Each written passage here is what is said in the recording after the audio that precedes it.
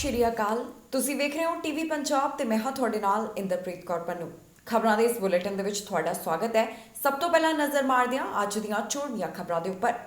ਇੱਕ ਮਹੀਨੇ ਦੇ ਵਿੱਚ 6000 ਉਮੀਦਵਾਰਾਂ ਨੂੰ ਸੱਦੇ, ਵੱਖ-ਵੱਖ ਸੂਬਿਆਂ ਨੇ ਕੱਢੇ ਰਿਕਾਰਡ ਤੋੜ ਡਰਾਅ। ਡਰਾਈਵਰਾਂ ਦੇ ਵਾਹਨਾਂ 'ਚ ਪਿਆ ਗਲਤ ਫਿਊਲ, ਕੰਪਨੀ ਤੋਂ ਡਰਾਈਵਰ ਕਰ ਰਹੇ ਮੁਆਵਜ਼ੇ ਦੀ ਮੰਗ। ਕੈਲਗਰੀ ਦੇ ਵਿੱਚ ਹੀਟ ਦੀ ਚੇਤਾਵਨੀ, ਇੱਕ ਹਫ਼ਤਾ ਰਹੇਗੀ ਕਾਫੀ ਗਰਮੀ।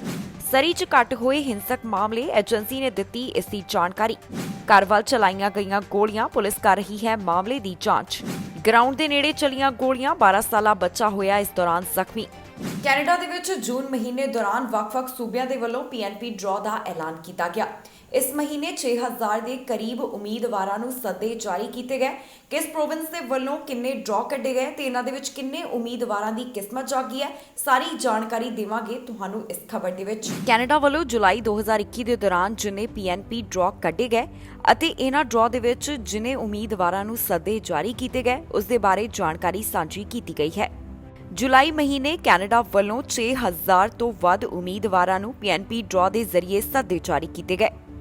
ਦੱਸੀਏ ਕਿ ਕੈਨੇਡਾ ਦੇ ਵਿੱਚ 2021 ਤੋਂ ਲੈ ਕੇ 2023 ਦੌਰਾਨ ਇਨ੍ਹਾਂ ਪੀਐਨਪੀ ਡਰਾਅ ਦੇ ਤਹਿਤ 80000 ਤੋਂ ਵੱਧ ਇਮੀਗ੍ਰੈਂਟਸ ਦੇ ਸਵਾਗਤ ਦਾ ਟੀਚਾ ਰੱਖਿਆ ਗਿਆ ਹੈ। ਓਨਟਾਰੀਓ ਵੱਲੋਂ ਇਸ ਮਹੀਨੇ 6 ਪੀਐਨਪੀ ਡਰਾਅ ਐਲਾਨ ਕੀਤੇ ਗਏ। ਜੂਨ 7 ਨੂੰ ਪ੍ਰੋਵਿੰਸ ਦੇ ਵੱਲੋਂ 21 ਇਨਵੀਟੇਸ਼ਨ ਜਾਰੀ ਕੀਤੇ ਗਏ, ਜਦਕਿ ਜੁਲਾਈ 13 ਨੂੰ ਰਿਕਾਰਡ ਤੋੜ ਡਰਾਅ ਓਨਟਾਰੀਓ ਵੱਲੋਂ ਐਲਾਨ ਕੀਤਾ ਗਿਆ, ਜਿਸ ਦੇ ਵਿੱਚ 1685 ਉਮੀਦਵਾਰਾਂ ਨੂੰ ਇਨਵੀਟੇਸ਼ਨ ਦਿੱਤੇ ਗਏ। ਇਸ ਦੇ ਨਾਲ ਹੀ ਪ੍ਰੋਵਿੰਸ ਦੇ ਵੱਲੋਂ ਜੁਲਾਈ 15 ਨੂੰ ਆਪਣਾ ਪਹਿਲਾ ਇਨ ਡਿਮਾਂਡ ਸਕਿੱਲ ਸਟਰੀਮ ਦੇ ਤਹਿਤ ਡਰਾਅ ਐਲਾਨ ਕੀਤਾ ਗਿਆ, ਜਿਸ ਦੇ ਵਿੱਚ 55 ਉਮੀਦਵਾਰਾਂ ਨੂੰ ਇਨਵੀਟੇਸ਼ਨ ਹਾਸਲ ਹੋਏ। ਇਸ ਤੋਂ ਬਾਅਦ ਜੁਲਾਈ 7 ਨੂੰ ਜੋ ਓਨਟਾਰੀਓ ਵੱਲੋਂ ਡਰਾਅ ਕੱਢਿਆ ਗਿਆ ਉਸ ਦੇ ਵਿੱਚ 1031 ਉਮੀਦਵਾਰਾਂ ਨੂੰ ਇਨਵੀਟੇਸ਼ਨ ਮਿਲੇ। ਐਲਬਰਟਾ ਵੱਲੋਂ ਇਸ ਮਹੀਨੇ ਇੱਕ ਡਰਾਅ ਕੱਢਿਆ ਗਿਆ। ਇਸ ਡਰਾਅ ਦਾ ਐਲਾਨ ਐਲਬਰਟਾ ਵੱਲੋਂ ਜੁਲਾਈ 14 ਨੂੰ ਕੀਤਾ ਗਿਆ, ਜਿਸ ਦੇ ਵਿੱਚ 181 ਉਮੀਦਵਾਰਾਂ ਨੂੰ ਸੱਦੇ ਜਾਰੀ ਕੀਤੇ ਗਏ, ਜਿਨ੍ਹਾਂ ਦੇ ਸੀਆਰਐਸ ਸਕੋਰ 301 ਦੇ ਕਰੀਬ ਸਨ। ਜੁਲਾਈ ਮਹੀਨੇ ਸਸਕੈਚੁਆਨ ਵੱਲੋਂ ਕੁੱਲ 4 ਡਰਾਅ ਕੱਢੇ ਗਏ, ਜਿਸ ਦੇ ਵਿੱਚ ਸਸਕੈਚੁਆਨ ਵੱਲੋਂ 570 ਇਨਵੀਟੇਸ਼ਨ ਜਾਰੀ ਕੀਤੇ ਗਏ। ਮੈਨੀਟੋਬਾ ਦੇ ਵਾਸਤੇ ਜੁਲਾਈ ਮਹੀਨਾ ਇਮੀਗ੍ਰੇਸ਼ਨ ਸੰਬੰਧੀ ਕਾਫੀ ਜ਼ਿਆਦਾ ਬਿਜ਼ੀ ਸਾਬਤ ਹੋਇਆ। ਮੈਨੀਟੋਬਾ ਵੱਲੋਂ 1417 ਇਨਵੀਟੇਸ਼ਨ ਉਮੀਦਵਾਰਾਂ ਨੂੰ ਮੈਨੀਟੋਬਾ ਪ੍ਰੋਵਿੰਸ਼ੀਅਲ ਨੋਮੀਨੀ ਪ੍ਰੋਗਰਾਮ ਦੇ ਜ਼ਰੀਏ ਜਾਰੀ ਕੀਤੇ ਗਏ। ਇਸ ਦੇ ਨਾਲ ਹੀ ਮੈਨੀਟੋਬਾ ਵੱਲੋਂ ਜੁਲਾਈ 27 ਨੂੰ ਆਪਣੇ ਰਿਕਾਰਡ ਬ੍ਰੇਕਿੰਗ ਡਰਾਅ ਦਾ ਐਲਾਨ ਕੀਤਾ, ਜਿਸ ਦੇ ਵਿੱਚ 1140 ਐਕਸਪ੍ਰੈਸ ਐਂਟਰੀ ਉਮੀਦਵਾਰਾਂ ਨੂੰ ਸੱਦੇ ਜਾਰੀ ਕੀਤੇ ਗਏ। ਬ੍ਰਿਟਿਸ਼ ਕੋਲੰਬੀਆ ਵੱਲੋਂ ਜੁਲਾਈ ਮਹੀਨੇ ਦੌਰਾਨ 885 ਉਮੀਦਵਾਰਾਂ ਨੂੰ ਇਨਵੀਟੇਸ਼ਨ ਦਿੱਤੇ। ਪ੍ਰਿੰਸ ਐਡਵਰਡ ਆਈਲੈਂਡ ਵੱਲੋਂ ਇਸ ਮਹੀਨੇ ਆਪਣੇ ਪ੍ਰੀ ਸਕੈਡਿਊਲ ਡਰਾਅ ਦਾ ਐਲਾਨ ਕੀਤਾ, ਜਿਸ ਦੇ ਵਿੱਚ 127 ਇਨਵੀਟੇਸ਼ਨ ਜਾਰੀ ਕੀਤੇ ਗਏ। ਇਨ੍ਹਾਂ ਵਿੱਚੋਂ ਜ਼ਿਆਦਾਤਰ ਸੱਦੇ ਜਾਣੀ ਕਿ 118 ਇਨਵੀਟੇਸ਼ਨ ਐਕਸਪ੍ਰੈਸ ਐਂਟਰੀ ਅਤੇ ਲੇਬਰ ਇੰਪੈਕਟ ਕੈਂਡੀਡੇਟਸ ਨੂੰ ਮਿਲੇ। ਸਦਰਨ ਐਲਬਰਟਾ ਤੋਂ ਇੱਕ ਅਜਿਹਾ ਮਾਮਲਾ ਸਾਹਮਣੇ ਆਇਆ ਜਿੱਥੇ ਕਈ ਵਾਹਨਾਂ ਦੇ ਵਿੱਚ ਗਲਤ ਫਿਊਲ ਪੈ ਗਿਆ। ਹੁਣ ਡਰਾਈਵਰਾਂ ਵੱਲੋਂ ਆਪਣੇ ਵਾਹਨਾਂ ਦੀ ਜੋ ਸਥਿਤੀ ਹੈ ਉਸ ਬਾਰੇ ਦੱਸਿਆ ਗਿਆ, ਨਾਲ ਹੀ ਉਹਨਾਂ ਵੱਲੋਂ ਕੰਪਨੀ ਤੋਂ ਮੁਆਵਜ਼ੇ ਦੀ ਮੰਗ ਕੀਤੀ ਜਾ ਰਹੀ ਹੈ। ਕੰਪਨੀ ਦਾ ਕਹਿਣਾ ਹੈ ਕਿ ਕੁਝ ਖਰਾਬੀ ਦੇ ਕਾਰਨ ਅਜਿਹਾ ਹੋਇਆ ਹੈ ਤੇ ਆਉਣ ਵਾਲੇ ਹਫ਼ਤਿਆਂ ਦੇ ਵਿੱਚ ਇਸ ਮੁਆਵਜ਼ੇ ਸੰਬੰਧੀ ਜਾਣਕਾਰੀ ਦਿੱਤੀ ਜਾਵੇਗੀ। ਸਦਰਨ ਐਲਬਰਟਾ ਦੇ ਕੁਝ ਡਰਾਈਵਰ ਉਸ ਸਮੇਂ ਹੈਰਾਨ ਰਹਿ ਗਏ ਜਦੋਂ ਉਹਨਾਂ ਨੇ ਦੇਖਿਆ ਕਿ ਉਹਨਾਂ ਦੇ ਵਾਹਨਾਂ ਦੇ ਵਿੱਚ ਗੈਸ ਅਤੇ ਡੀਜ਼ਲ ਮਿਕਸ ਹੋ ਕੇ ਪੈ ਗਈ ਹੈ। ਗੈਸ ਪਲੱਸ ਦੇ ਵੱਲੋਂ ਜਾਣਕਾਰੀ ਦਿੱਤੀ ਗਈ ਹੈ ਕਿ 3 ਦਿਨਾਂ ਦੇ ਵਾਸਤੇ ਉਹਨਾਂ ਦੇ ਵਾਹਨ ਦੇ ਵਿੱਚ ਗਲਤੀ ਦੇ ਨਾਲ ਗਲਤ ਫਿਊਲ ਪੈ ਗਿਆ। ਇਸ ਦੌਰਾਨ ਜਿਹੜੇ ਵੀ ਵਿਅਕਤੀ ਇਸ ਗੈਸ ਸਟੇਸ਼ਨਾਂ ਦੀ ਵਰਤੋਂ ਕਰ ਰਹੇ ਸਨ, ਉਹਨਾਂ ਦੇ ਵਾਹਨਾਂ ਦੇ ਨਾਲ ਵੀ ਅਜਿਹਾ ਹੀ ਹੋਇਆ। ਇਸ ਦੌਰਾਨ ਕੰਪਨੀ ਦਾ ਕਹਿਣਾ ਹੈ ਕਿ ਇੱਕ ਐਰਰ ਦੇ ਕਾਰਨ ਅਜਿਹਾ ਹੋਇਆ।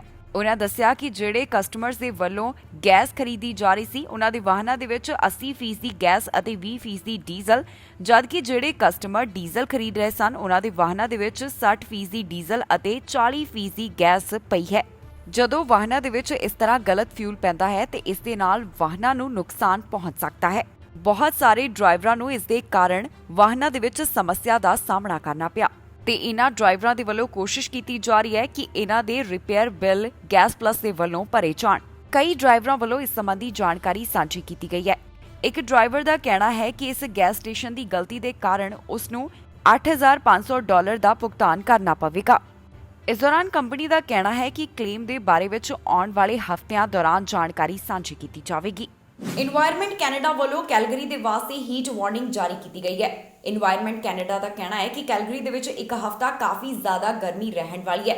इस दौरान किहड़ियां खास चीज़ों का ख्याल रखना चाहिए है, इस बारे भी जानकारी इन्वायरमेंट कैनेडा वालों सांझी की गई, जिथे उन्होंने कहना है कि पानी जिहड़ा है वो वार-वार पीता जाए, खास तौर के उपर जिहड़े बजुर्ग ने, बच्चे ते जिन्हां नूं कोई शरीरक समस्या है उन्हां दा ख्याल रखा जाए। कैलगरी दे वास्ते हीट वार्निंग जारी की गई है। कहा जा रहा है कि कैलगरी दे विच एक हफ्ते बेहद गर्मी रह सकती है। इन्वायरमेंट कैनेडा वालों जानकारी दी गई है, जिथे उन्होंने कैलगरी दे वास्ते हीट वार्निंग जारी की है। इन्वायरमेंट कैनेडा का कहना है कि इत्थे 29 डिग्री तो लैके 35 डिग्री तक का तापमान दर्ज किया जा सकता है। इस दौरान इन्वायरमेंट कैनेडा वालों कुछ खास हदायतां जारी कीतियां गईयां ने, जिस दे विच दस्सिया गया है कि किवें इस हीट वेव तो अपना बचाव करना है। इन्वायरमेंट कैनेडा वालों जो जानकारी दी गई उसके मुताबक ज्यादा समा इंडोर स्पेसिस दे विच बिताया जाए, वध तो वध पानी अते नॉन एल्कोहलिक ड्रिंक की वरतों की जाए। इस दे नाल तुसीं अपने आप नूं हाइड्रेटेड रख सकते हो। वाहन दे विच अपने बच्चे अते पालतू जानवरां नूं बिठाउण तो पहलां इसदा तापमान चैक किया जाए। किसी भी समय अपने बंद वाहन दे विच किसी भी व्यक्ति या फिर पालतू जानवर नूं ना छड्ड के जाओ। इस दौरान खास तौर के उपर छोटे बच्चे, बजुर्ग अते जिन्हां नूं सेहत पक्षों कोई समस्या है उन्हां दा ख्याल रखा जाए। खास तौर के उपर इस दौरान जिहड़े बाहर काम करन वाले वर्कर्स ने वो अपना ख्याल रखण। कैलगरी दे नाल-नाल एल्बर्टा वास्ते भी हीट वार्निंग दे बारे जानकारी सांझी की गई है। जिक्रयोग है कि कैलगरी दे वास्ते इन्वायरमेंट कैनेडा वालों जो गर्मी दे बारे चेतावनी जारी की गई है, इस दे तहत उन्होंने दस्सिया है कि इस गर्मी दे विच किवें अपना बचाव किया जा सकता है। स्टैटिस्टिक्स कैनेडा वालों सरी दे बारे जानकारी सांझी की गई है, जिथे उन्होंने दस्सिया कि सरी दे विच जिहड़े हिंसक अपराधक मामले ने उन्हां दे विच गिरावट देखी जा रही है। साल 2020 ਦੇ ਵਿੱਚ ਕੀ ਇਹ ਗਿਣਤੀ ਸੀ, ਇਸ ਦੇ ਬਾਰੇ ਵੀ ਦੱਸਿਆ ਗਿਆ ਤੇ 2021 ਦੇ ਫਰਸਟ ਕੁਆਟਰ ਤੇ ਸੈਕੰਡ ਕੁਆਟਰ ਦੇ ਵਿੱਚ ਇਸ ਸੰਬੰਧੀ ਕੀ ਹਾਲਾਤ ਰਹੇ ਨੇ, ਇਸ ਦੀ ਜਾਣਕਾਰੀ ਵੀ ਸਟੈਟਿਸਟਿਕਸ ਕੈਨੇਡਾ ਵੱਲੋਂ ਸਾਂਝੀ ਕੀਤੀ ਗਈ ਹੈ। ਸਰੀ ਦੇ ਵਿੱਚ 2021 ਦੌਰਾਨ ਪਹਿਲੇ ਹਾਫ ਦੇ ਵਿੱਚ ਹਿੰਸਕ ਅਪਰਾਧਕ ਮਾਮਲੇ 10% ਦੇ ਨਾਲ ਘੱਟ ਹੋਏ। ਸਰੀ RCMP ਵੱਲੋਂ ਇਸ ਬਾਰੇ ਅੰਕੜੇ ਸਾਂਝੇ ਕੀਤੇ ਗਏ, ਜਿੱਥੇ ਉਹਨਾਂ ਨੇ ਦੱਸਿਆ ਕਿ ਪਿਛਲੇ ਸਾਲ ਇਹਨਾਂ अपराधक मामलों की गिणती 3939 के करीब सी, जो कि इस साल 3563 के करीब सामने आई है। इसी दे नाल 2020 के दौरान प्रॉपर्टी क्राइम्स दे विच भी 16% की गिरावट दर्ज की गई है। साल 2019 दे विच एक गिणती 12354 के करीब सी, जो कि 2020 के दौरान 10328 ते रह गई। सरी दे विच कुल मिला के क्रिमिनल कोड ऑफेंसिस की गिणती एक साल पहला 21,168 के करीब सी, जबकि इस साल पहले क्वार्टर दे विच एक गिणती 18,694 के उपर रह गई, जिसका मतलब है कि इस दे विच भी 12% की गिरावट सामने आई है। सरी RCMP का कहना है कि 2021 के सैकंड क्वार्टर दौरान उन्होंने सर्विस के नाल संबंधित 49,821 कॉल्स आईयां। इन्हां विचों 1,933 कॉल्स मैंटल हैल्थ दे नाल जुड़ियां होईयां सन, जबकि 908 उन्हां लोकां दे नाल जुड़ियां होईयां सन जिहड़े गुमशुदा पाए गए। RCMP का कहना है कि इस साल के सैकंड क्वार्टर दौरान सैक्शुअल ऑफेंसिस दे विच भी 12% की कमी आई है। 2021 के सैकंड क्वार्टर दौरान 73 एर्जन फायर के मामले सामने आए। इस दे विच ब्रश फायर्स, डंपस्टर फायर्स, कारां जिन्हां नूं चोरी करके अग दे हवाले कर दिता गया, इस दे नाल संबंधित आंकड़ा है। सरी पार्क तो मामला सामने आया जिथे एक औरत के उपर चाकू के नाल हमला किया गया। RCMP वालों इस घटना की जानकारी दी गई है। उन्हों का कहना है कि औरत का अस्पताल दे विच इलाज चल रहा है, उसके की हालात ने, की स्थिति है, इस दे बारे अजे पुलिस वालों स्पष्ट नहीं किया गया। नाल ही उन्हों का कहना है कि इस मामले की पड़ताल की जा रही है, जो सरी दे विच ओवरनाइट एक घटना सामने आई। मामला सरी दे पार्क तो सामने आया, जिथे अद्धी रात नूं औरत के उपर चाकू के नाल हमला किया गया। RCMP वालों सरी दे विच जो एक घटना वापरी है उसकी जांच पड़ताल की जा रही है। जानकारी के मुताबक एक घटना 12:30 बजे के करीब 91st एवेन्यू और 140th स्ट्रीट के नेड़े वापरी है। सरी RCMP वालों जो इस मामले संबंधी जानकारी साझी की गई है, इस दे विच उन्होंने वधेरे इन्फॉर्मेशन नहीं दी, पर उन्हों का कहना है कि औरत चाकू लगन के कारण जख्मी हुई है। इसकी पूरी स्टेटमेंट उन्होंने वालों अजे नहीं दसी गई। RCMP घटना वाली थां दे उपर है ते उन्होंने वालों इस मामले नूं सुलझाउण की कोशिश की जा रही है। पुलिस का मनना है कि किसी झगड़े के कारण भी अजिहा मामला सामने आया हो सकता है, जिसका मतलब है कि झगड़ा होने तो बाद औरत के उपर चाकू के नाल हमला किया हो सकता है। फिलहाल उन्हां वालों इस मामले की पड़ताल की जा रही है। ਸਰੀ ਆਰਸੀਐਮਪੀ ਦਾ ਕਹਿਣਾ ਹੈ ਕਿ ਔਰਤ ਇਸ ਸਮੇਂ ਖਤਰੇ ਤੋਂ ਬਾਹਰ ਹੈ, ਉਸ ਦੀ ਹਾਲਤ ਸਥਿਰ ਦੱਸੀ ਜਾ ਰਹੀ ਹੈ। ਨਾਲ ਹੀ ਉਹਨਾਂ ਨੇ ਇਹ ਵੀ ਦੱਸਿਆ ਕਿ ਚਾਕੂ ਲੱਗਣ ਦੇ ਕਾਰਨ ਇਸ ਔਰਤ ਨੂੰ ਨਾਨ ਲਾਈਫ ਥ੍ਰੈਟਨਿੰਗ ਇੰਜਰੀਜ਼ ਹੋਈਆਂ ਸਨ। ਪਲੇਗਰਾਉਂਡ ਦੇ ਨੇੜੇ ਗੋਲੀਆਂ ਚੱਲੀਆਂ, ਇਸ ਦੌਰਾਨ ਇੱਕ 12 ਸਾਲਾ ਲੜਕਾ ਜ਼ਖਮੀ ਹੋਇਆ ਹੈ। ਜੀ ਹਾਂ, ਇਸ ਲੜਕੇ ਨੂੰ ਗੋਲੀ ਲੱਗੀ, ਜਿਸ ਤੋਂ ਬਾਅਦ ਇਹ ਜ਼ਖਮੀ ਹੋਇਆ। ਜ਼ਖਮੀ ਹਾਲਤ ਦੇ ਵਿੱਚ ਇਸ ਲੜਕੇ ਨੂੰ ਹਸਪਤਾਲ ਦੇ ਵਿੱਚ ਭਰਤੀ ਕਰਵਾਇਆ ਗਿਆ। ਪੁਲਿਸ ਨੇ ਜਾਣਕਾਰੀ ਦਿੱਤੀ ਹੈ ਕਿ ਇਸ ਦਾ ਹਸਪਤਾਲ ਦੇ ਵਿੱਚ ਇਲਾਜ ਚੱਲ ਰਿਹਾ ਹੈ ਤੇ ਮਾਮਲੇ ਦੀ ਪੜਤਾਲ ਕੀਤੀ ਜਾ ਰਹੀ ਹੈ। ਨਾਰਥ ਯਾਰਕ ਪਲੇਗਰਾਉਂਡ ਦੇ ਨੇੜੇ ਗੋਲੀਬਾਰੀ ਹੋਈ। ਪੁਲਿਸ ਵੱਲੋਂ ਜਾਣਕਾਰੀ ਦਿੱਤੀ ਗਈ ਕਿ ਇੱਕ 12 ਸਾਲ ਦਾ ਬੱਚਾ ਗੰਭੀਰ ਜ਼ਖਮੀ ਹੋਇਆ ਹੈ। ਪੁਲਿਸ ਦਾ ਕਹਿਣਾ ਹੈ ਕਿ ਅੱਧੀ ਰਾਤ ਨੂੰ ਨਾਰਥ ਯਾਰਕ ਦੇ ਵਿੱਚ ਜੋ ਗੋਲੀਬਾਰੀ ਹੋਈ ਹੈ, ਇਸ ਦੌਰਾਨ ਜੋ 12 ਸਾਲਾ ਬੱਚਾ ਜ਼ਖਮੀ ਹੋਇਆ ਹੈ, ਉਹ ਹੁਣ ਖਤਰੇ ਤੋਂ ਬਾਹਰ ਹੈ। ਜਾਣਕਾਰੀ ਦੇ ਮੁਤਾਬਕ ਇਹ ਘਟਨਾ 11 ਵਜੇ ਤੋਂ ਪਹਿਲਾਂ ਜੇਨ ਸਟਰੀਟ ਅਤੇ ਫਲਸਟਾਫ ਐਵੀਨਿਊ ਦੇ ਨੇੜੇ ਵਾਪਰੀ ਹੈ। ਆਫੀਸਰਸ ਨੂੰ ਜਾਣਕਾਰੀ ਦਿੱਤੀ ਗਈ ਸੀ ਕਿ ਇੱਥੇ ਇਸ ਖੇਤਰ ਦੇ ਵਿੱਚ ਗੋਲੀਆਂ ਚੱਲੀਆਂ ਹਨ। ਜਦੋਂ ਪੁਲਿਸ ਘਟਨਾ ਵਾਲੀ ਥਾਂ ਦੇ ਉੱਪਰ ਪਹੁੰਚੀ ਤਾਂ ਉਹਨਾਂ ਨੇ ਦੇਖਿਆ ਕਿ ਇੱਕ 12 ਸਾਲ ਦੇ ਬੱਚੇ ਨੂੰ ਗੋਲੀ ਲੱਗੀ ਹੋਈ ਹੈ। ਜ਼ਖਮੀ ਹਾਲਤ ਦੇ ਵਿੱਚ ਵਿਕਟਮ ਨੂੰ ਟਰਾਮਾ ਸੈਂਟਰ ਦੇ ਵਿੱਚ ਲੈ ਕੇ ਜਾਇਆ ਗਿਆ। ਪੁਲਿਸ ਦਾ ਕਹਿਣਾ ਹੈ ਕਿ ਇਸ ਘਟਨਾ ਦੇ ਬਾਰੇ ਜੇਕਰ ਕਿਸੇ ਨੂੰ ਕੋਈ ਜਾਣਕਾਰੀ ਹੈ ਜਾਂ ਫਿਰ ਕਿਸੇ ਦੇ ਕੋਲ ਕੋਈ ਡੈਸ਼ ਕੈਮ ਦੀ ਵੀਡੀਓ ਹੈ ਤਾਂ ਉਹ ਪੁਲਿਸ ਦੇ ਨਾਲ ਜ਼ਰੂਰ ਸਾਂਝੀ ਕੀਤੀ ਜਾਵੇ। ਇੰਸਪੈਕਟਰ ਐਂਡੀ ਦਾ ਕਹਿਣਾ ਹੈ ਕਿ ਅਸੀਂ ਖੁਸ਼ਕਿਸਮਤ ਹਾਂ ਕਿ ਇਸ ਘਟਨਾ ਦੇ ਵਿੱਚ ਕੋਈ ਹੋਰ ਜ਼ਖਮੀ ਨਹੀਂ ਹੋਇਆ, ਕਿਉਂਕਿ ਉਹਨਾਂ ਨੂੰ ਇੱਥੋਂ ਕਈ ਸ਼ੈਲਸ ਬਰਾਮਦ ਹੋਏ ਹਨ। ਪੁਲਿਸ ਵੱਲੋਂ ਸਸਪੈਕਟ ਦੇ ਬਾਰੇ ਵਿੱਚ ਅਜੇ ਕੋਈ ਪੂਰੀ ਜਾਣਕਾਰੀ ਸਾਂਝੀ ਨਹੀਂ ਕੀਤੀ ਗਈ। ਉਹਨਾਂ ਦਾ ਕਹਿਣਾ ਹੈ ਕਿ ਸਾਡੇ ਵੱਲੋਂ ਸਸਪੈਕਟ ਦੀ ਭਾਲ ਕੀਤੀ ਜਾ ਰਹੀ ਹੈ। ਜਾਣਕਾਰੀ ਦੇ ਲਈ ਦੱਸ ਦਈਏ ਕਿ ਇਸ ਸਮੇਂ K9 ਯੂਨਿਟ ਦੇ ਆਫੀਸਰਸ ਦੇ ਵੱਲੋਂ ਮਾਮਲੇ ਦੀ ਪੜਤਾਲ ਕੀਤੀ ਜਾ ਰਹੀ ਹੈ। ਸਟੈਟਿਸਟਿਕਸ ਕੈਨੇਡਾ ਵੱਲੋਂ ਜਾਣਕਾਰੀ ਦਿੱਤੀ ਗਈ ਹੈ, ਜਿਸ ਦੇ ਵਿੱਚ ਉਹਨਾਂ ਨੇ ਦੱਸਿਆ ਕਿ ਡੈਲਟਾ ਦੇ ਵਿੱਚ ਪਿਛਲੇ ਸਾਲ ਦੇ ਮੁਕਾਬਲੇ ਇਸ ਸਾਲ ਦੇ ਵਿੱਚ ਅਪਰਾਧਿਕ ਮਾਮਲੇ ਘੱਟ ਹੋਏ ਹਨ। ਏਜੰਸੀ ਵੱਲੋਂ ਇਹਨਾਂ ਮਾਮਲਿਆਂ ਦੇ ਬਾਰੇ ਜਾਣੀ ਘਟਨਾਵਾਂ ਦੇ ਬਾਰੇ ਸਾਰੀ ਜਾਣਕਾਰੀ ਸਾਂਝੀ ਕੀਤੀ ਗਈ ਹੈ, ਜਿੱਥੇ ਦੱਸਿਆ ਗਿਆ ਹੈ ਕਿਵੇਂ 2019 ਦੇ ਮੁਕਾਬਲੇ 2020 ਦੇ ਵਿੱਚ ਅਪਰਾਧਿਕ ਮਾਮਲੇ ਡੈਲਟਾ ਦੇ ਅੰਦਰ ਘੱਟ ਹੋਏ ਨੇ। ਡੈਲਟਾ ਦੇ ਵਿੱਚ ਪਿਛਲੇ ਸਾਲ ਦੇ ਮੁਕਾਬਲੇ ਹੁਣ ਅਪਰਾਧਿਕ ਮਾਮਲਿਆਂ ਦੇ ਵਿੱਚ ਗਿਰਾਵਟ ਦੇਖੀ ਗਈ ਹੈ। 2019 ਦੇ ਮੁਕਾਬਲੇ ਡੈਲਟਾ ਦੇ ਵਿੱਚ ਇਸ ਸਾਲ ਸਿਵੈਰਿਟੀ ਆਫ ਕ੍ਰਾਈਮ ਦੇ ਵਿੱਚ ਗਿਰਾਵਟ ਦਰਜ ਕੀਤੀ ਗਈ ਹੈ। ਸਟੈਟਿਸਟਿਕਸ ਕੈਨੇਡਾ ਵੱਲੋਂ ਜੋ ਇਸ ਬਾਰੇ ਜਾਣਕਾਰੀ ਸਾਂਝੀ ਕੀਤੀ ਗਈ, ਉਹਨਾਂ ਨੇ ਦੱਸਿਆ ਕਿ 2019 ਦੇ ਮੁਕਾਬਲੇ 2020 ਦੇ ਵਿੱਚ ਅਪਰਾਧਿਕ ਮਾਮਲਿਆਂ ਵਿੱਚ 12% ਦੀ ਗਿਰਾਵਟ ਦਰਜ ਕੀਤੀ ਗਈ ਹੈ। ਇਸ ਦੇ ਨਾਲ ਹੀ ਜਾਣਕਾਰੀ ਦਿੱਤੀ ਗਈ ਹੈ ਕਿ ਕੈਨੇਡਾ ਦੇ ਵਿੱਚ CSI ਸਕੋਰ 2019 ਦੇ ਮੁਕਾਬਲੇ 2020 ਦੇ ਵਿੱਚ 8% ਹੇਠਾਂ ਆਇਆ ਹੈ। ਨੈਸ਼ਨਲ ਡਿਕਰੀਜ਼ ਦੇ ਪਿੱਛੇ ਕਰੋਨਾ ਕਾਰਨ ਜੋ ਪਾਬੰਦੀਆਂ ਲਗਾਈਆਂ ਗਈਆਂ ਉਸ ਨੂੰ ਮੰਨਿਆ ਜਾ ਰਿਹਾ ਹੈ। ਕਿਹਾ ਜਾ ਰਿਹਾ ਹੈ ਕਿ ਕੈਨੇਡਾ ਦੇ ਵਿੱਚ ਜੋ ਸਟੇ ਐਟ ਹੋਮ ਦੇ ਆਰਡਰ ਜਾਰੀ ਕੀਤੇ ਗਏ ਸਨ, ਇਸ ਦੇ ਕਾਰਨ ਹੀ ਨੰਬਰਾਂ ਦੇ ਵਿੱਚ ਗਿਰਾਵਟ ਦਰਜ ਕੀਤੀ ਗਈ ਹੈ। ਪਰ ਇਸੇ ਦੇ ਉਲਟ homicide, ਓਪੀਅਡ related offences, hate crimes ਅਤੇ ਚਾਈਲਡ ਪੋਰਨੋਗ੍ਰਾਫੀ ਦੇ ਮਾਮਲਿਆਂ ਦੇ ਵਿੱਚ ਵਾਧਾ ਵੀ ਦਰਜ ਕੀਤਾ ਗਿਆ। ਇਹ ਵਾਧਾ ਪੂਰੇ ਕੈਨੇਡਾ ਦੇ ਵਿੱਚ ਦਰਜ ਕੀਤਾ ਗਿਆ ਹੈ। ਡੈਲਟਾ ਪੁਲਿਸ ਡਿਪਾਰਟਮੈਂਟ ਵੱਲੋਂ ਇੱਕ ਪ੍ਰੈਸ ਰਿਲੀਜ਼ ਜਾਰੀ ਕੀਤੀ ਗਈ ਹੈ, ਜਿੱਥੇ ਉਹਨਾਂ ਨੇ ਦੱਸਿਆ ਕਿ ਪਿਛਲੇ ਸਾਲ ਦੇ ਮੁਕਾਬਲੇ ਇਸ ਵਾਰ CSI ਘਟ ਰਿਹਾ ਹੈ। ਡੈਲਟਾ ਪੁਲਿਸ ਡਿਪਾਰਟਮੈਂਟ ਦਾ ਕਹਿਣਾ ਹੈ ਕਿ ਸਾਡੇ ਮੈਂਬਰਸ ਦੇ ਵੱਲੋਂ 24 ਘੰਟੇ ਲਗਾਤਾਰ 7 ਦਿਨ ਕੰਮ ਕੀਤਾ ਜਾ ਰਿਹਾ ਹੈ। ਉਹਨਾਂ ਵੱਲੋਂ ਕੋਸ਼ਿਸ਼ ਕੀਤੀ ਜਾ ਰਹੀ ਹੈ ਕਿ ਡੈਲਟਾ ਨੂੰ ਸਭ ਤੋਂ ਸੁਰੱਖਿਅਤ ਸ਼ਹਿਰ ਬਣਾਇਆ ਜਾਵੇ। ਨਾਲ ਹੀ ਉਹਨਾਂ ਨੇ ਦੱਸਿਆ ਹੈ ਕਿ ਕਾਲ ਫਾਰ ਸਰਵਿਸ 2019 ਦੇ ਵਾਂਗ ਹੀ 2020 ਦੇ ਵਿੱਚ ਵੀ ਦਰਜ ਕੀਤੀ ਗਈ ਹੈ।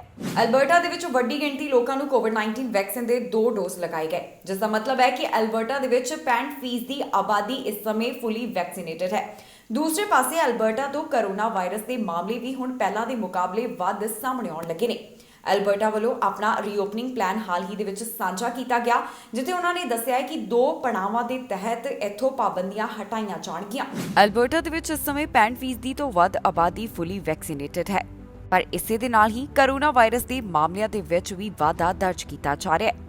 ਐਲਬਰਟਾ ਦੇ ਵਿੱਚ ਇਸ ਸਮੇਂ ਐਕਟਿਵ ਕਰੋਨਾ ਵਾਇਰਸ ਦੇ ਮਾਮਲਿਆਂ ਦੀ ਗਿਣਤੀ 1655 ਦੇ ਕਰੀਬ ਹੈ।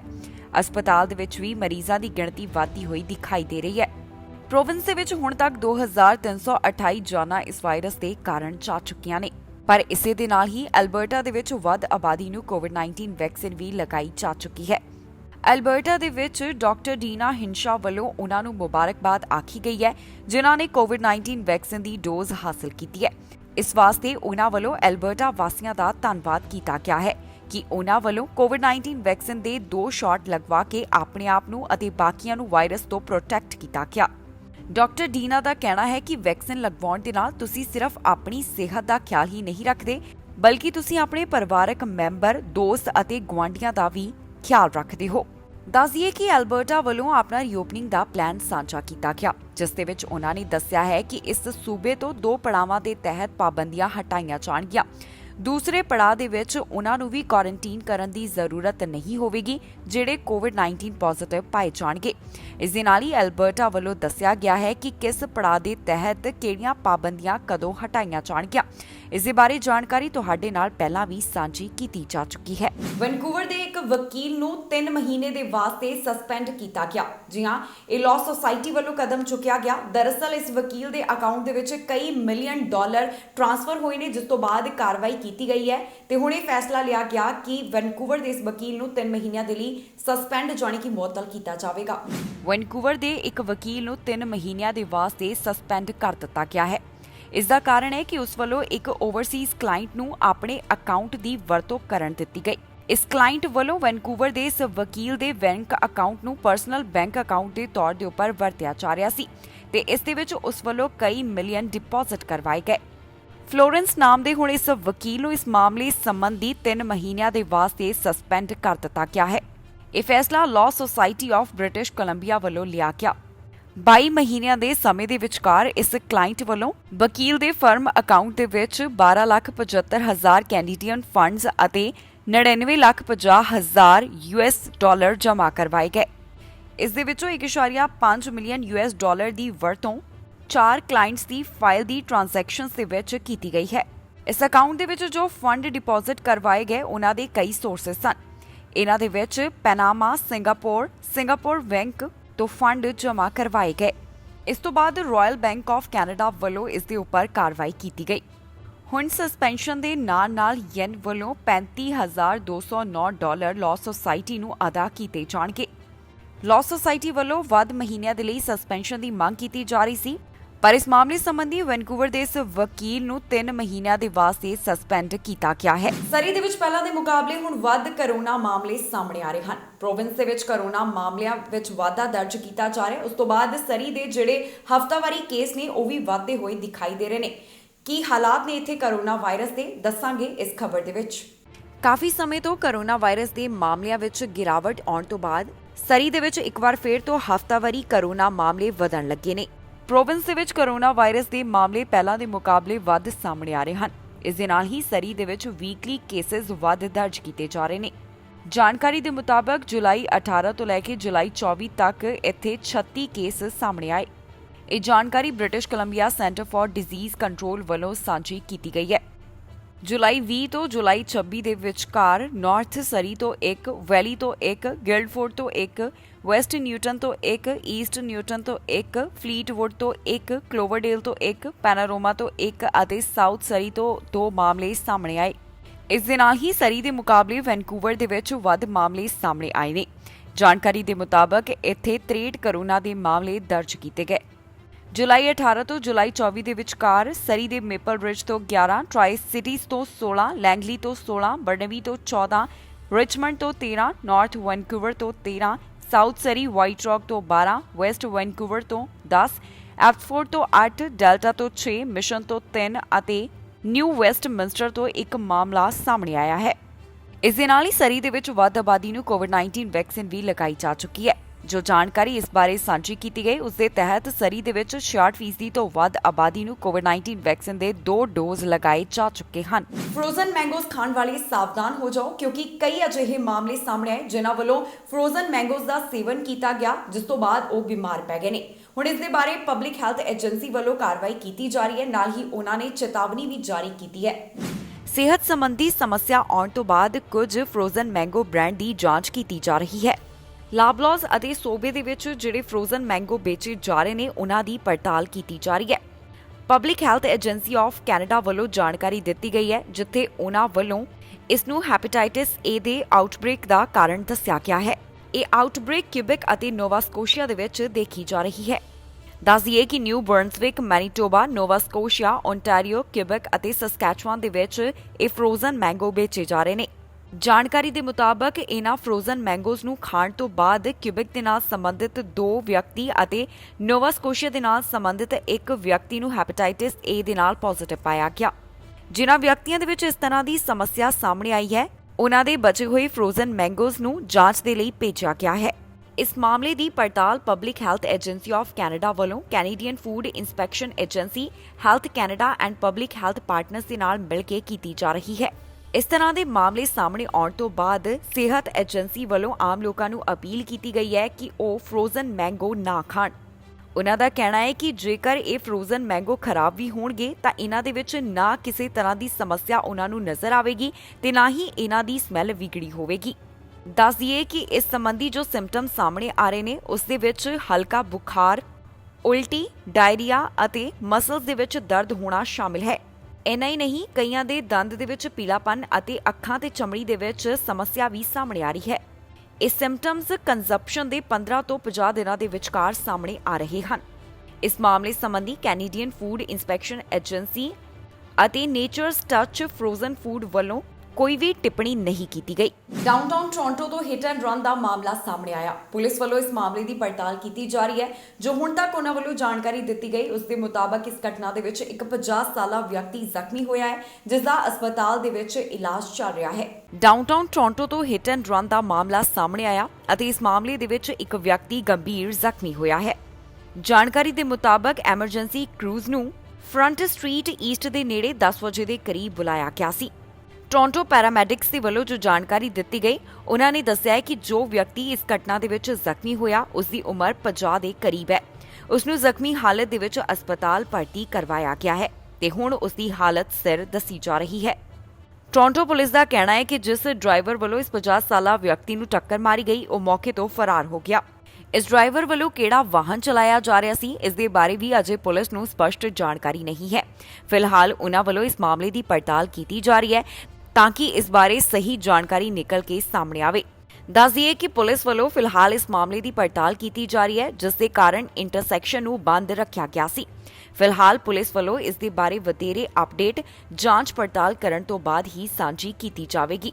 ਫਿਲਹਾਲ ਉਹਨਾਂ ਦਾ ਕਹਿਣਾ ਹੈ ਕਿ 50 ਸਾਲਾ ਵਿਅਕਤੀ ਜੋ ਇਸ ਦੌਰਾਨ ਜ਼ਖਮੀ ਪਾਇਆ ਗਿਆ, ਉਸ ਨੂੰ ਹਸਪਤਾਲ ਦੇ ਵਿੱਚ ਭਰਤੀ ਕਰਵਾਇਆ ਗਿਆ, ਜਿੱਥੇ ਉਸ ਦੀ ਹਾਲਤ ਸਥਿਰ ਦੱਸੀ ਗਈ ਹੈ। ਇੱਕ ਅਜਿਹਾ ਅੰਕੜਾ ਸਾਹਮਣੇ ਆਇਆ ਜਿਸ ਦੇ ਵਿੱਚ ਦੱਸਿਆ ਗਿਆ ਕਿ ਕੈਨੇਡਾ ਦੇ ਵਿੱਚ ਜਿਹੜੇ ਪ੍ਰਵਾਸੀ ਨੇ ਉਹਨਾਂ ਨੂੰ ਵੱਧ ਇਕੱਲਾਪਣ ਦਾ ਸਾਹਮਣਾ ਕਰਨਾ ਪੈ ਰਿਹਾ ਹੈ। ਇਸ ਦੇ ਵਿੱਚ ਪੂਰੀ ਜਾਣਕਾਰੀ ਦਿੱਤੀ ਗਈ ਹੈ ਕਿ ਕੈਨੇਡੀਅਨਸ ਦੇ ਮੁਕਾਬਲੇ ਪ੍ਰਵਾਸੀਆਂ ਦੀ ਕਿੰਨੀ ਗਿਣਤੀ ਹੈ ਜਿਨ੍ਹਾਂ ਦੇ ਵਿੱਚ ਵੱਧ ਲੋਨਲੀਨੈਸ ਪਾਈ ਜਾ ਰਹੀ ਹੈ। ਇਸ ਦਾ ਕਾਰਨ ਜਿਹੜਾ ਹੈ ਉਹ ਵੀ ਦੱਸਿਆ ਗਿਆ।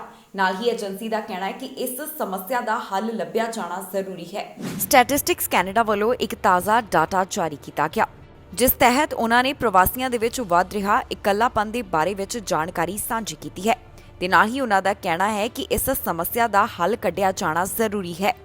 ਫੈਡਰਲ ਏਜੰਸੀ ਵੱਲੋਂ ਇਸ ਬਾਰੇ ਇੱਕ ਆਰਟੀਕਲ ਰਿਲੀਜ਼ ਕੀਤਾ ਗਿਆ ਹੈ, ਜਿਸ ਦੇ ਵਿੱਚ ਵੱਖ-ਵੱਖ ਸੋਰਸਸ ਦੇ ਤਹਿਤ ਜਾਣਕਾਰੀ ਇਕੱਠੀ ਕੀਤੀ ਗਈ।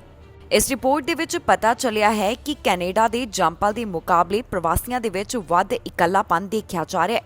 ਇਸ ਰਿਪੋਰਟ ਦੇ ਵਿੱਚ ਜਿਹੜੇ 10 ਸਾਲ ਜਾਂ ਫਿਰ ਇਸ ਤੋਂ ਘੱਟ ਸਮੇਂ ਤੋਂ ਕੈਨੇਡਾ ਦੇ ਵਿੱਚ ਰਹਿ ਰਹੇ ਨੇ ਤੇ ਲੌਂਗ ਟਰਮ ਇਮੀਗ੍ਰੈਂਟਸ ਦੇ ਬਾਰੇ ਵਿੱਚ ਜਾਣਕਾਰੀ ਦਿੱਤੀ ਗਈ ਹੈ। ਇਸ ਤੋਂ ਬਾਅਦ ਦੱਸਿਆ ਗਿਆ ਹੈ ਕਿ ਜਿਨ੍ਹਾਂ ਦੀ ਉਮਰ 15 ਸਾਲ ਤੋਂ 64 ਸਾਲ ਦੇ ਵਿਚਕਾਰ ਹੈ, ਉਹਨਾਂ ਦੇ ਵਿੱਚ ਵੱਧ ਲੋਨਲੀਨੈਸ ਪਾਈ ਜਾ ਰਹੀ ਹੈ। ਇਸ ਰਿਪੋਰਟ ਦੇ ਮੁਤਾਬਕ ਜਿਹੜੇ ਸਿੰਗਲ ਹਨ ਉਹਨਾਂ ਦੇ ਮੁਕਾਬਲੇ ਜਿਹੜੇ ਵੱਖ ਹੋ ਚੁੱਕੇ ਨੇ ਜਾਂ ਜਿਨ੍ਹਾਂ ਦਾ ਡਿਵੋਰਸ ਹੋ ਚੁੱਕਾ ਹੈ ਤੇ ਨਾਲ ਹੀ ਜਿਹੜੇ ਵਿਧਵਾ ਹੋ ਚੁੱਕੇ ਨੇ, ਇਹ ਵੱਧ ਲੋਨਲੀਨੈਸ ਦਾ ਸ਼ਿਕਾਰ ਪਾਏ ਜਾ ਰਹੇ ਨੇ। ਸਟੈਟਿਸਟਿਕਸ ਕੈਨੇਡਾ ਵੱਲੋਂ ਜੋ ਇਹ ਜਾਣਕਾਰੀ ਸਾਂਝੀ ਕੀਤੀ ਗਈ ਹੈ, ਜਿਸ ਦੇ ਵਿੱਚ ਉਹਨਾਂ ਨੇ ਦੱਸਿਆ ਕਿ ਪ੍ਰਵਾਸੀ ਕਿਵੇਂ ਇਕੱਲਾਪਨ ਦਾ ਸ਼ਿਕਾਰ ਪਾਏ ਜਾ ਰਹੇ ਹਨ। ਇਸ ਦੇ ਨਾਲ ਹੀ ਉਹਨਾਂ ਦਾ ਕਹਿਣਾ ਹੈ ਕਿ ਇਸ ਸਮੱਸਿਆ ਦਾ ਹੱਲ ਲੱਭਿਆ ਜਾਣਾ ਬੇहद ਜ਼ਰੂਰੀ ਹੈ। ਇਸ ਖਬਰ ਦੇ ਵਿੱਚ ਜਾਣਕਾਰੀ ਤੁਹਾਡੇ ਨਾਲ ਸਾਂਝੀ ਕਰਾਂਗੇ ਕਿ ਕੈਨੇਡਾ ਦੇ ਕਿਸ ਹਿੱਸੇ ਤੋਂ ਕਰੋਨਾ ਵਾਇਰਸ ਦੇ ਕਿੰਨੇ ਮਾਮਲੇ ਸਾਹਮਣੇ ਆਏ। ਦੱਸ ਦਈਏ ਕਿ ਮੈਨੀਟੋਬਾ ਵੱਲੋਂ ਕੁਝ ਕਾਰਨਾਂ ਦੇ ਚੱਲਦਿਆਂ ਕੋਵਿਡ-19 ਦੀ ਜੋ ਜਾਣਕਾਰੀ ਹੈ ਉਹ ਮੰਗਲਵਾਰ ਨੂੰ ਸਾਂਝੀ ਕੀਤੀ ਜਾਵੇਗੀ। ਨਾਲ ਹੀ ਦੱਸਾਂਗੇ ਕਿ ਕੈਨੇਡਾ ਦੇ ਵਿੱਚ ਕੀ ਹਨ ਕਰੋਨਾ ਵਾਇਰਸ ਦੇ ਮੌਜੂਦਾ ਹਾਲਾਤ। ਓਨਟਾਰੀਓ ਤੋਂ 24 ਘੰਟਿਆਂ ਦੌਰਾਨ 258 ਦੇ ਕਰੀਬ ਕੁੱਲ ਕਰੋਨਾ ਦੇ ਮਾਮਲੇ ਸਾਹਮਣੇ ਆਏ। ਹੁਣ ਤੱਕ ਸੂਬੇ ਦੇ ਵਿੱਚ 5,50,436 ਦੇ ਕਰੀਬ ਕਰੋਨਾ ਦੇ ਮਾਮਲੇ ਸਾਹਮਣੇ ਆ ਚੁੱਕੇ ਹਨ। ਟੋਰਾਂਟੋ ਤੋਂ 53, ਯਾਰਕ ਰੀਜਨ ਤੋਂ 33, ਵਾਟਰਲੂ ਰੀਜਨ ਤੋਂ 28, ਹੈਮਿਲਟਨ ਤੋਂ 27, ਪੀਲ ਰੀਜਨ ਤੋਂ 26 ਮਾਮਲਿਆਂ ਦੀ ਪੁਸ਼ਟੀ ਹੋਈ ਹੈ। ਸੂਬੇ ਦੇ ਵਿੱਚ 24 ਘੰਟਿਆਂ ਦੌਰਾਨ 6 ਜਾਨਾਂ ਇਸ ਵਾਇਰਸ ਦੇ ਕਾਰਨ ਚਲੀਆਂ ਗਈਆਂ, ਜਿਸ ਤੋਂ ਬਾਅਦ ਪ੍ਰੋਵਿੰਸ਼ੀਅਲ ਮੌਤਾਂ ਦਾ ਅੰਕੜਾ 9,345 ਦੇ ਉੱਪਰ ਪਹੁੰਚ ਗਿਆ। ਹੁਣ ਤੱਕ ਇੱਥੇ 5,39,485 ਦੇ ਕਰੀਬ ਰਿਕਵਰਡ ਮਾਮਲਿਆਂ ਦੀ ਗਿਣਤੀ ਹੈ। ਜਾਣਕਾਰੀ ਦੇ ਮੁਤਾਬਕ ਪ੍ਰੋਵਿੰਸ ਦੇ ਵਿੱਚ 112 ਦੇ ਕਰੀਬ ਮਰੀਜ਼ ਇੰਟੈਂਸਿਵ ਕੇਅਰ ਅਧੀਨ ਹਨ ਅਤੇ 83 ਮਰੀਜ਼ ਵੈਂਟੀਲੇਟਰ ਦੇ ਉੱਪਰ ਨੇ। ਓਨਟਾਰੀਓ ਦੇ ਵਿੱਚ 80% ਤੋਂ ਵੱਧ ਆਬਾਦੀ ਨੂੰ ਕੋਵਿਡ-19 ਵੈਕਸੀਨ ਦੀ ਇੱਕ ਡੋਜ਼ ਅਤੇ 68.9% ਤੋਂ ਵੱਧ ਆਬਾਦੀ ਨੂੰ ਕੋਵਿਡ-19 ਵੈਕਸੀਨ ਦੀ 2 ਡੋਜ਼ ਲਗਾਈ ਜਾ ਚੁੱਕੀ ਹੈ। ਕਿਊਬੈਕ ਤੋਂ 24 ਘੰਟਿਆਂ ਦੌਰਾਨ 125 ਮਾਮਲੇ ਸਾਹਮਣੇ ਆਏ ਅਤੇ ਇੱਕ ਜਾਨ ਇਸ ਵਾਇਰਸ ਦੇ ਕਾਰਨ ਚਲੀ ਗਈ। ਹੁਣ ਤੱਕ ਸੂਬੇ ਦੇ ਵਿੱਚ 3,77,997 ਦੇ ਕਰੀਬ ਕੁੱਲ ਕੋਰੋਨਾ ਦੇ ਮਾਮਲੇ ਸਾਹਮਣੇ ਆ ਚੁੱਕੇ ਹਨ। 11,241 ਦੇ ਕਰੀਬ ਜਾਨਾਂ ਇਸ ਵਾਇਰਸ ਦੇ ਕਾਰਨ ਜਾ ਚੁੱਕੀਆਂ ਨੇ। ਹਸਪਤਾਲ ਦੇ ਵਿੱਚ ਮਰੀਜ਼ਾਂ ਦੀ ਗਿਣਤੀ 60 ਦੇ ਕਰੀਬ ਹੈ, ਜਿਨ੍ਹਾਂ ਵਿੱਚੋਂ 17 ਮਰੀਜ਼ ਇੰਟੈਂਸਿਵ ਕੇਅਰ ਅਧੀਨ ਹਨ। ਸੂਬੇ ਦੇ ਵਿੱਚ 83% ਆਬਾਦੀ ਨੂੰ ਕੋਵਿਡ-19 ਵੈਕਸੀਨ ਦੀ ਇੱਕ ਡੋਜ਼ ਅਤੇ 64% ਆਬਾਦੀ ਨੂੰ ਕੋਵਿਡ-19 ਵੈਕਸੀਨ ਦੀ 2 ਡੋਜ਼ ਲੱਗ ਚੁੱਕੀ ਹੈ। ਮੈਨੀਟੋਬਾ ਵੱਲੋਂ ਕੋਵਿਡ-19 ਅਪਡੇਟ ਸਾਂਝੀ ਨਹੀਂ ਕੀਤੀ ਗਈ। ਪ੍ਰੋਵਿੰਸ ਦੇ ਵੱਲੋਂ ਜੋ ਆਪਣੇ ਸਕੈਡਿਊਲ ਦੇ ਵਿੱਚ ਕੁਝ ਬਦਲਾਵ ਕੀਤੇ ਗਏ ਨੇ, ਉਸ ਤੋਂ ਬਾਅਦ ਹੁਣ ਅਗਲੀ ਕੋਵਿਡ-19 ਦੇ ਨਾਲ ਸੰਬੰਧਿਤ ਅਪਡੇਟ ਮੰਗਲਵਾਰ ਨੂੰ ਸਾਂਝੀ ਕੀਤੀ ਜਾਵੇਗੀ। ਕੈਨੇਡਾ ਦੇ ਵਿੱਚ ਹੁਣ ਤੱਕ 14.3 ਮਿਲੀਅਨ ਦੇ ਕਰੀਬ ਕੁੱਲ ਕੋਰੋਨਾ ਦੇ ਮਾਮਲੇ ਸਾਹਮਣੇ ਆ ਚੁੱਕੇ ਹਨ। 26,599 ਦੇ ਕਰੀਬ ਕੁੱਲ ਜਾਨਾਂ ਇਸ ਵਾਇਰਸ ਦੇ ਕਾਰਨ ਚਲੀਆਂ ਗਈਆਂ। ਇਸ ਦੇ ਨਾਲ ਹੀ ਕੈਨੇਡਾ ਦੇ ਵਿੱਚ 14 ਮਿਲੀਅਨ ਦੇ ਕਰੀਬ ਰਿਕਵਰਡ ਮਾਮਲਿਆਂ ਦੀ ਗਿਣਤੀ ਹੈ। ਇਸ ਦੇ ਨਾਲ ਹੀ ਜਾਂਦੇ ਇੱਕ ਵਾਰ ਫਿਰ ਤੋਂ ਨਜ਼ਰ ਮਾਰਦੇ ਹਾਂ ਅੱਜ ਦੀਆਂ ਚੋਣਵੀਆਂ ਖਬਰਾਂ ਦੇ ਉੱਪਰ। ਇੱਕ ਮਹੀਨੇ ਦੇ ਵਿੱਚ 6,000 ਉਮੀਦਵਾਰਾਂ ਨੂੰ ਸੱਦੇ, ਵੱਖ-ਵੱਖ ਸੂਬਿਆਂ ਨੇ ਕੱਢੇ ਰਿਕਾਰਡ ਤੋੜ ਡਰਾਅ। ਡਰਾਈਵਰਾਂ ਦੇ ਵਾਹਨਾਂ 'ਚ ਪਿਆ ਗਲਤ ਫਿਊਲ, ਕੰਪਨੀ ਤੋਂ ਡਰਾਈਵਰ ਕਰ ਰਹੇ ਮੁਆਵਜ਼ੇ ਦੀ ਮੰਗ। ਕੈਲਗਰੀ ਦੇ ਵਿੱਚ ਹੀਟ ਦੀ ਚੇਤਾਵਨੀ, ਇੱਕ ਹਫ਼ਤਾ ਰਹੇਗੀ ਕਾਫੀ ਗਰਮੀ। ਸਰੀ 'ਚ ਘੱਟ ਹੋਏ ਹਿੰਸਕ ਮਾਮਲੇ, ਏਜੰਸੀ ਨੇ ਦਿੱਤੀ ਇਸ ਦੀ ਜਾਣਕਾਰੀ। ਘਰ ਵੱਲ ਚਲਾਈਆਂ ਗਈਆਂ ਗੋਲੀਆਂ, ਪੁਲਿਸ ਕਰ ਰਹੀ ਹੈ ਮਾਮਲੇ ਦੀ ਜਾਂਚ। ਗਰਾਊਂਡ ਦੇ ਨੇੜੇ ਚਲੀਆਂ ਗੋਲੀਆਂ, 12 ਸਾਲਾ ਬੱਚਾ ਹੋਇਆ ਇਸ ਦੌਰਾਨ ਜ਼ਖਮੀ। ਖਬਰਾਂ ਦੇ ਇਸ ਬੁਲੇਟਿਨ ਦੇ ਵਿੱਚ ਇੰਨਾ ਹੀ। ਨਵੀਆਂ ਤੇ ਤਾਜ਼ੀਆਂ ਖਬਰਾਂ ਲੈ ਕੇ ਫਿਰ ਤੋਂ ਹਾਜ਼ਰ ਹੋਵਾਂਗੇ। ਫਿਲਹਾਲ ਮੈਨੂੰ ਇੰਦਰਪ੍ਰੀਤ ਕੌਰ ਪੰਨੂ ਨੂੰ ਦਿਓ ਇਜਾਜ਼ਤ ਤੇ ਤੁਸੀਂ ਵੇਖਦੇ ਰਹੋ ਟੀਵੀ ਪੰਜਾਬ।